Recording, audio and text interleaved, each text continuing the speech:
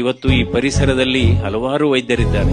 ಒಂದು ಸನ್ಲೈಟ್, ಎರಡನೇದು ಡಯಟ್, ಮೂರನೇದು ಎಕ್ಸರ್ಸೈಸ್, ನಾಲ್ಕನೇದು ಫ್ರೆಂಡ್ಶಿಪ್, ಐದನೇದು ಆತ್ಮವಿಶ್ವಾಸ, ಆರನೇದು ಸ್ಮೈಲ್.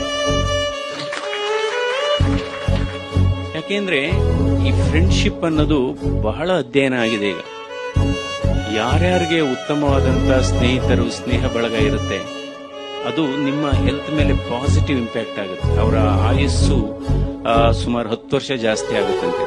ಆದ್ರೆ ಈ ಫ್ರೆಂಡ್ಶಿಪ್ ಮಹತ್ವ ಯಾವಾಗ ಅಂದ್ರೆ ವಯಸ್ಸಾಗ್ತಾ ಆಗ್ತಾ ಜಾಸ್ತಿ ಆಗುತ್ತಂತೆ. 60 ವರ್ಷ, 65 ವರ್ಷ.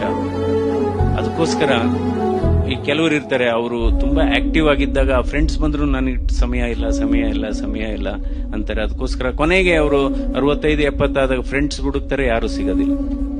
ಸೊ ಆಮೇಲೆ ಸ್ಮೈಲ್ ಆಲ್ಸೋ ಬಹಳ ಮುಖ್ಯ.